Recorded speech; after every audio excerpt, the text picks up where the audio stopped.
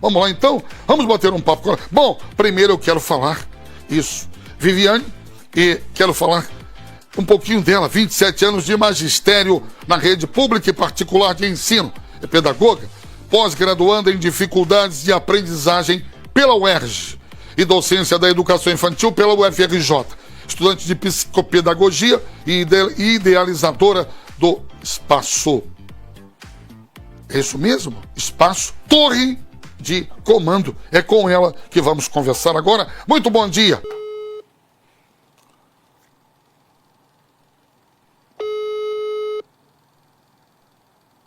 Ela vai atender. Professora Viviane. Tá me ouvindo?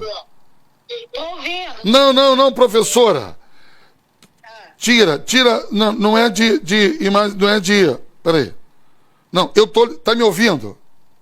Tô ouvindo. Isso, agora a nossa comunicação não tem interrupção. Tem uma imagem fixa na tela sua, então enquanto conversamos, a nossa audiência sabe que é você, porque está aqui fixa, e nós vamos batendo o nosso papo, entendeu? Bacana, tudo bem, vai aparecer a minha voz e a minha imagem tá fixa. Exato, a tua imagem está fixa aqui, tá? Você sentado na poltrona com um arranjo bem bacana atrás de você, tá? Sim. Professora, eu quero muito agradecer por ter atendido o convite de estar conosco aqui para falar desse tema tão importante, que é a importância do sono na aprendizagem de crianças da educação infantil. Muito bom dia. Bom dia. Eu que agradeço a oportunidade, PC Miranda, agradeço a oportunidade desse canal Manhã Nacional e acredito que esse bate-papo vai ser de muita valia para professores, pais, cuidadores de crianças, enfim. Maravilha. Professora, antes de colocar a senhora no ar, eu estava falando do seu currículo. Sim. Então, Deus tem sido muito generoso com você, hein? E eu percebo na sua atividade que a senhora ama o que faz. Sim, a educação, ela realmente, eu sou apaixonada, né, pela educação, pelo aquilo que eu faço. E, na verdade, o currículo, ele só expressa essa paixão, né? E a grande verdade sobre o estudar é quanto mais você estuda, menos você sabe. E eu acho que esse é o caminho, né? Não só do magistério, mas de todos aqueles que querem trilhar um bom caminho profissional. É estudar, estudar e estudar. Isso aí. A senhora conhece essa frase? Só paramos de ensinar quando paramos de aprender? Sim, essa frase eu postei recentemente lá no @Espaço Torre de Comando, no caso é Espaco Torre de Comando, que é o meu canal profissional, porque é uma grande verdade, né? A gente precisa estar aprendendo para estar ensinando e ensinando para estar aprendendo a todo momento. Verdade. Ninguém dá aquilo que não tem, ninguém ensina aquilo que não sabe. É verdade. Isso. Mas vamos falar de sono.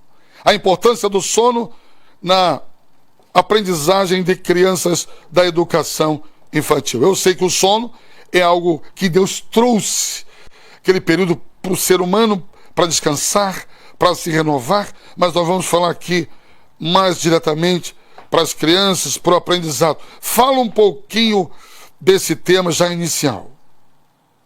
Bom, o público-alvo que eu vou falar agora é sobre as crianças de educação infantil, mas eu gostaria de tomar liberdade de fazer um recorte. Sim. Eu gostaria de falar especificamente sobre as crianças de 4 e 5 anos, que são aquelas crianças que já estão, vamos dizer assim, na pré-escola, de 4 e 5 anos, e normalmente estudam escolas de meio período, né? Sim. A grande maioria, ok? E essas crianças, eu vou estar falando um pouquinho sobre essa questão do sono. Então, qual é a relação do sono com a aprendizagem? Bom, tem o professor Ramon Cossenza Leonor Guerra, da Universidade Federal de Minas Gerais, que eles vão falar sobre a boa utilização do sono para a aprendizagem. Sim. Né?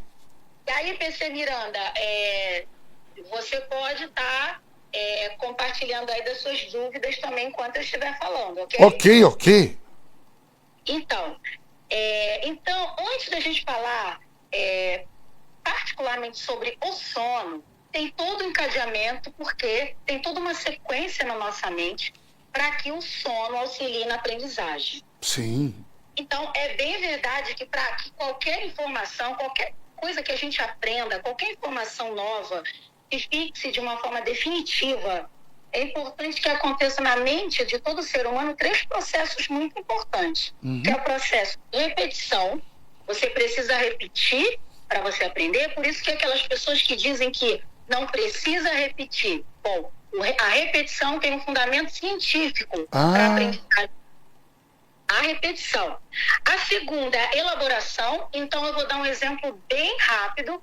Hoje de manhã eu coloquei uma camisa e eu estava colocando um botão que tem na minha camisa. Bom, eu coloco o botão na minha camisa de uma forma muito rápida e elaborada. Por quê? Porque quando eu era pequena eu fui treinada como uma repetição. Hoje eu coloco o botão da minha camisa de várias formas e bem rápido. Por quê? Porque eu repeti, eu elaborei. Sim. E aí, depois que a gente repete, depois que a gente elabora, vem a consolidação, ou seja, vem a firmeza, o cérebro fixa aquela informação. Qual é o momento do nosso dia que o cérebro vai fixar uma informação? É no momento do sono. E aí, eu não estou falando, é isso mesmo, exatamente. Quando você dorme, né, ocorre durante o sono essa firmeza daquilo que você aprendeu. Não sei quantos de vocês viram aquele filme Divertidamente, em que quando a menina dorme, né, ela dorme, e aí aqueles empregados ali, aquelas pessoas que estão organizando o cérebro dela, acho que meu inglês não é muito bom não, mas eu vou tentar, PC Miranda. Por favor. É a Ryan, não é? O nome dela. Quando ela dorme, aí o que acontece? Existe ali uma limpeza de algumas memórias, né? E existe toda uma organização. É exatamente isso que acontece na mente de qualquer ser humano, inclusive das crianças e, mais especificamente, se eu estou fazendo um recorte de crianças de 4 e 5 anos, também. Então, veja bem, é quando se dorme que o cérebro vai fixar o que você aprendeu durante aquele dia. É quando se dorme, quando o cérebro vai preparar você para quê? Para novas associações do próximo dia. E quando se dorme pouco, o cérebro vai ter pouco tempo para fazer, vamos dizer assim, essa limpeza, essa consolidação do que você aprendeu. Então, isso é um achado da neurociência para nós, para mim como professora também, para todos os professores, para todas as pessoas. Por quê? A neurociência, falando rapidamente um pouquinho sobre a influência da neurociência na aprendizagem, a neurociência não veio para trazer uma nova didática, de forma nenhuma. Já tem muita didática por aí, o senhor concorda comigo? Claro. Sim. Tem muita didática. O que a neurociência vem dizer para a gente em relação ao sono? Vem dizer assim, olha só, para que a pessoa aprenda, ela precisa repetir, elaborar e consolidar. E a consolidação do que ela repetiu, elaborou, é feita enquanto ela dorme. Bom, se eu tenho essa informação como professora, como mãe, como dona de instituição, o que eu vou fazer? Eu vou privilegiar o momento do sono das crianças. Isso é muito bom. Eu acho, professora Viviane, que a minha mãe, irmã Mídia, um beijo no seu coração, de vez em quando ela me assiste, tem 87 anos. Quando nós éramos pequenininhos, tá? Ela tinha aquele momento de botar a gente para dormir, mesmo que a gente não estava afim de dormir, queria brincar. E ela nos colocava para dormir. Agora eu tenho uma pergunta para a senhora.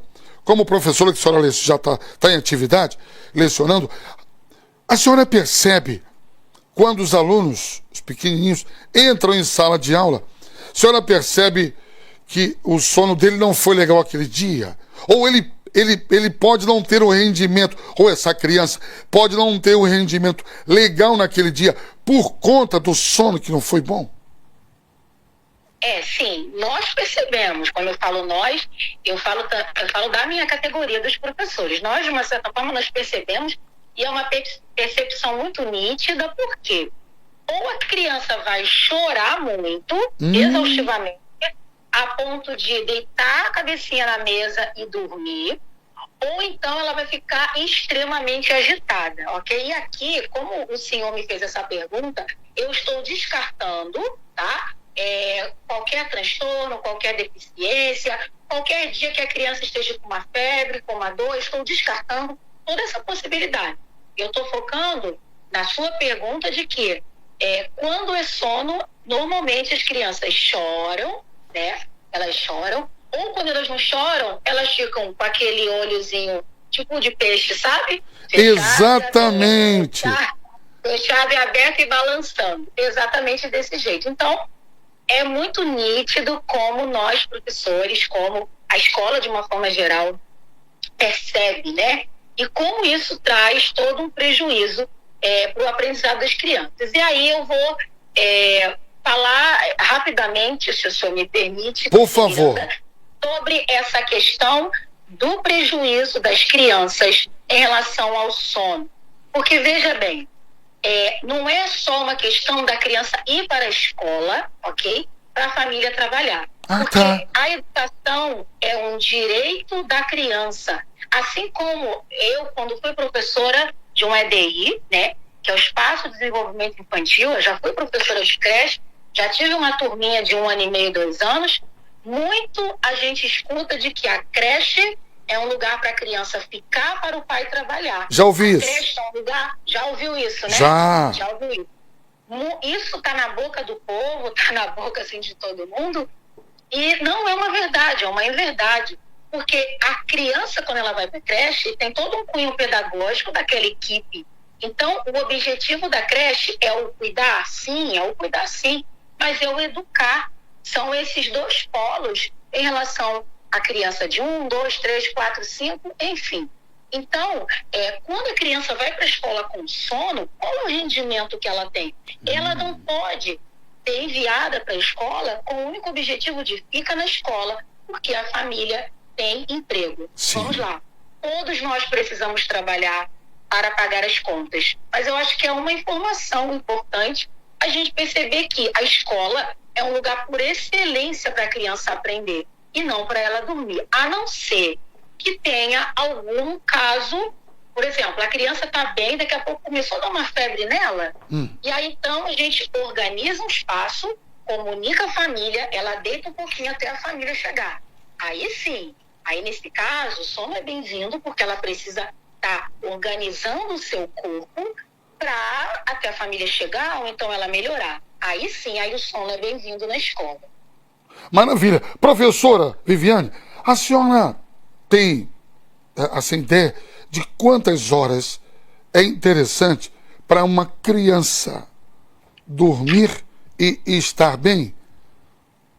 Então, 1 hora, 2 horas, 3, 4... Que eu conheço amigos, aí é gente adulta já, né? Que fala assim, PC, se eu tirar um cochilo de 20 minutos, eu já me recomponho, já estou bem.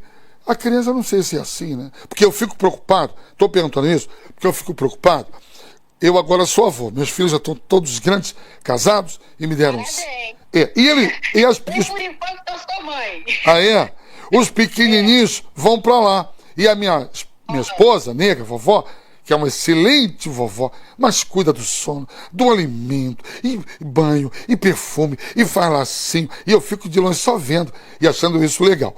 E aí ela vai pro quarto do vovô, da vovó, e liga o ar, e fica lá. Quando alguém entra no quarto, eu fico preocupado. Não, olha, a netinha tá aí. Sabe por quê? Uma vez, ela acordou assim, alguém fez um barulho, e ela acordou no meio do sono. Foi o que você falou. Ela chorou, mas ela chorou que ninguém parava. Bom, mas a pergunta é a seguinte: quantas horas é bom? Então, Só puxando um gancho da sua última fala, o adulto, ele normalmente não chora. Se bem que eu já vi adultos, quando estão extremamente cansados, chorarem. É mesmo? Se bem que eu já vi isso. Já vi. Principalmente mulher. Já vi. Já vi. Mas, enfim, a criança, ela vai chorar. A criança, ela vai rir, a criança, ela vai gritar. Porque aí, vamos dizer assim, a questão do controle inibitório ainda não está regulada na criança. Então, ela está com vontade de chorar e de berrar, ela vai fazer isso. Ao contrário do adulto, que a gente já tem desenvolvido o tal do controle inibitório. Então, a gente vai ponderar a hora de chorar. Como é que é o nome, hein? Desculpe. Controle inibitório. Controle inibitório é quando você inibe um comportamento. Então, ok. o adulto... sim. Se eu estiver falando também muito rápido, eu posso falar. Não, você está falando bem. Tá tudo bem, tá. O adulto, ele já tem esse controle inibitório. Então, ele, quando está com sono, ele vai ficar mais calado, ele vai ficar mais irritado, mas ele, num ambiente de trabalho, não vai abrir a boca e chorar. Ele não vai pegar no ambiente de trabalho, deitar no chão e dormir. Porque ele já tem essa regulação das emoções dele trabalhadas. Sim. Não é? E aí, voltando para o que o senhor perguntou, quantas horas uma criança precisa dormir? Então, vamos lá.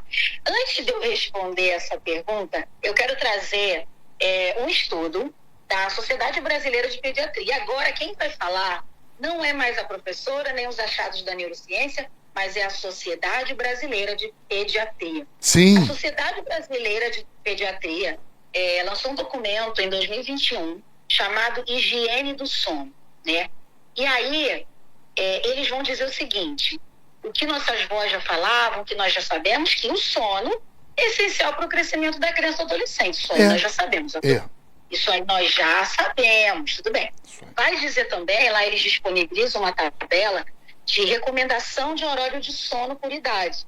E aí eu me apropriei para essa entrevista apenas da idade de 3 a 5 anos para trazer para vocês. Ok. Então, por exemplo, uma criança de 3 a 5 anos, de acordo com a Sociedade Brasileira de Pediatria, nesse documento intitulado Higiene do Sono, de 2021, a criança precisa dormir de 10 a 13 horas por dia, incluindo o cochilo. Aí você pode dizer assim, bacana, então a minha criança, ela vai dormir, eu vou colocar a criança para dormir durante 8 horas, e quando ela chegar da escola, 8, 9, 10, 11, 12, 13, eu coloco ela para dormir à tarde 5 horas. Não é assim que funciona. Porque o sono da noite, que é extremamente importante para o crescimento, para aquela questão da consolidação da memória do que você aprendeu durante todo o dia.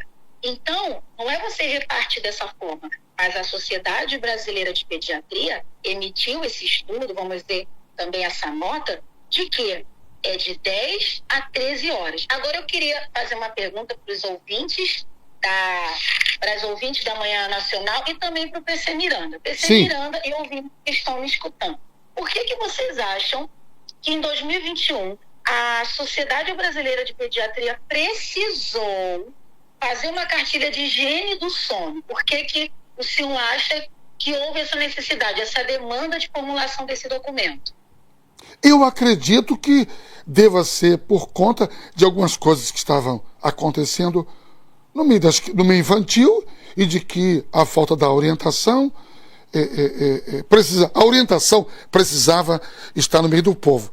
Alguma coisa estava acontecendo para eles trazerem essa orientação. Isso é um pensamento meu. Isso, corretíssimo. Quando eu era pequena, quando o senhor era pequeno, não tem muito tempo, vamos combinar que não tem muito tempo, né? Não tem muito tempo, não. Não tem muito tempo, vamos deixar assim, deixar quieto. Sim. Minha mãe sempre me colocou para dormir muito cedo, porque ela dizia que a gente precisava crescer, meus avós também falavam isso, né? E de um tempo para cá, a gente percebe o quê? Essa diversidade que é a organização das famílias, e que mexe diretamente com a rotina das crianças. Tem pais que criam crianças sozinhos, tem mães que criam seus filhos sozinhos, tem avós que criam seus netos. Então, é uma diversidade muito grande da hora de dormir, né? E aí, houve essa necessidade, porque é igual lei, né, PC Miranda? A lei ela só vai ser formulada de acordo com uma demanda social. Verdade. Uma demanda social. Então, veja bem, se as pessoas atravessassem adequadamente a rua, se os carros respeitassem adequadamente, de forma bem adequada aos pedestres, o senhor concorda comigo que não ia precisar de semáforo? Para que semáforo? Sim.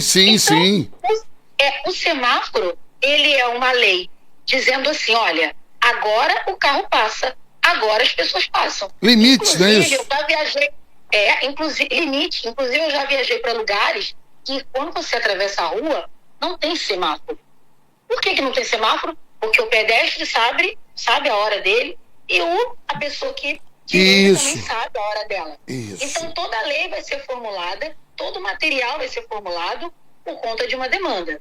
Isso. A Sociedade Brasileira de Pediatria emitiu essa nota em 2021 e eu acredito, fielmente, de que quando eles lançaram é porque as coisas já estavam acontecendo de uma forma muito frenética, muito forte. Sim. Ok? E aí eu volto para aquele meu recorte inicial das crianças de 4 e 5 anos e aquele pensamento de que a escola é um lugar para minha criança ficar enquanto eu trabalho. E aí tem o pulo do gato quando vai para o primeiro ano.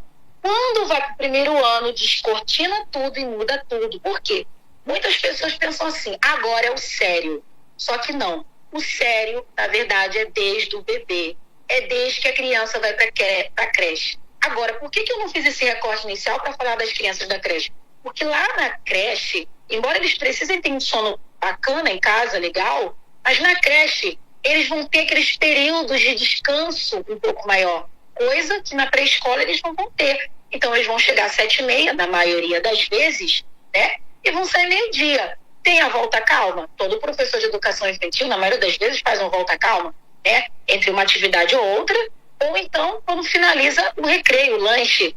Mas não é suficiente essa volta calma. Então, acredito eu que essa nota da Sociedade Brasileira de Pediatria veio mesmo para isso, para cobrir uma demanda, para dar uma pista para a gente, para a nossa sociedade, de que, olha só, a educação infantil tem habilidades a serem desenvolvidas próprias da educação infantil e que não são próprias do primeiro ano. Então, a educação infantil é educação infantil, primeiro ano é primeiro ano. Se a criança não fez uma boa educação infantil, não preparatória, mas se ela não fez uma boa educação infantil, que fez com que ela desenvolvesse todas as habilidades da educação infantil, quando eu digo todas, não é todas no sentido de que ela é obrigada a cumprir todos aqueles requisitos. Mas, por exemplo, correr, brincar, mexer com a massa, ouvir histórias, contar histórias. E ela não participou desse momento porque ela estava com sono.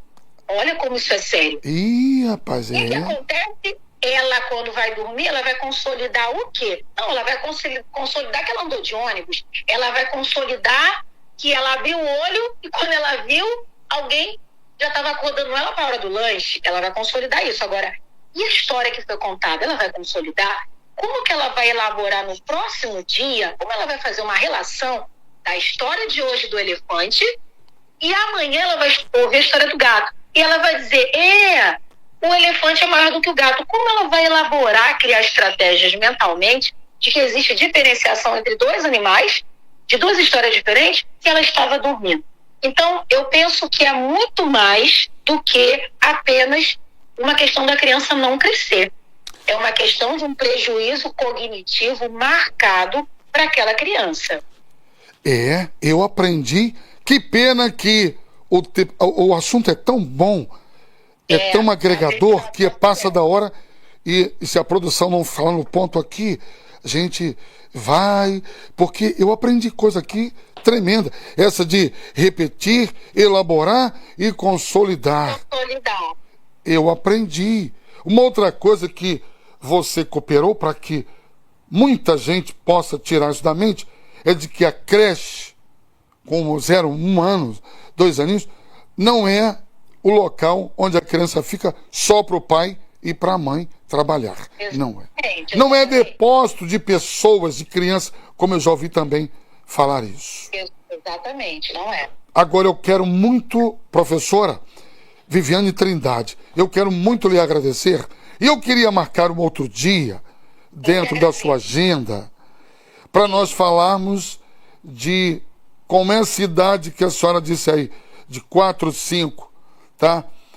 Falar sobre o celular, isso, o celular na mão dessas crianças, o que ajuda, o que agrega, o que traz de ruim, de bom. A senhora promete que vai conseguir uns minutos na sua agenda para batermos um papo sobre isso? Com certeza. Tem até toda uma documentação já formulada sobre a questão do celular, né? Eu vou dar só um spoiler rapidinho, produção, por favor. Sim. Rapidinho. Sim. O manual dos transtornos mentais, ele tem um espaço que ele vai falar sobre isso. Se o manual dos transtornos precisou elaborar um espaço para falar sobre isso, é porque a situação está muito precária. O celular, ele tem seus ganhos, mas e as mídias sociais, de uma forma geral, mas tem as suas perdas na vida de uma criança. Isso é muito assustador, hein? Muito assustador. Então eu queria, esse spoilerzinho que você deu, claro que quando formos bater um papo dentro desse tema, ele vai ajudar muito. Professora Viviane Trindade, suas considerações finais, quero muito lhe agradecer. Bom, eu que agradeço, né, a participação do senhor, do PC Miranda, do pessoal que nos escuta da Manhã Nacional, né, e quando eu fui pensar nessas minhas considerações finais, eu pensei em dar dicas para as famílias, mas depois eu percebi que a melhor dica que eu posso dar para a família é que a família se aproprie desse conhecimento de repetição, elaboração e consolidação. Porque eu não posso dar dicas, porque as famílias são diversas, as rotinas são diversas e cada um sabe o seu momento. Mas que, através dessa informação da Sociedade Brasileira de Pediatria, que seja respeitado esse horário de sono da criança, respeitando o horário de sono da criança, dentro de uma organização familiar, seja a criança criada por avó, por avô, pela mãe, pelo pai, ou por uma família mais cheia, mais ampla, ok? Então, essas são as minhas considerações. Espero ter agregado com esse conhecimento, volto a falar, com esse achado da neurociência, com essas observações da Sociedade Brasileira de Pediatria, também com um pouquinho da minha prática. Espero ter agregado, né, aquelas pessoas que estão nos escutando agora, aquelas pessoas que vão nos escutar mais tarde. Sim. Espero ter, de verdade, poder ter agregado. Com certeza, muito obrigado. Repetir, elaborar e consolidar. Professora Viviane Trindade, muito obrigado mesmo, Deus te abençoe. E eu quero agradecer aqui a Dirce, sua irmã. A senhora fala igual ela, ou ela fala igual a senhora. Irmã Dirce, eu acho que uma fala igual a outra. Caramba! Meu Deus, Deus abençoe. Depois nós vamos mandar um beijinho pro meu pai. Por favor, faça isso. Faça. Pai, um beijo, tá? O senhor já vai ficar bom rapidinho, que meu pai tá meio dodói. Sim, Deus quiser, não, Deus quer. Um abraço. Depois dessa festa, desse feriado prolongado, nós voltaremos para conversarmos o dia que você vai entrar no ar para falarmos sobre celular na mão da criança. Agradeço. Fique com Deus, um abraço. Até a próxima. Tchau.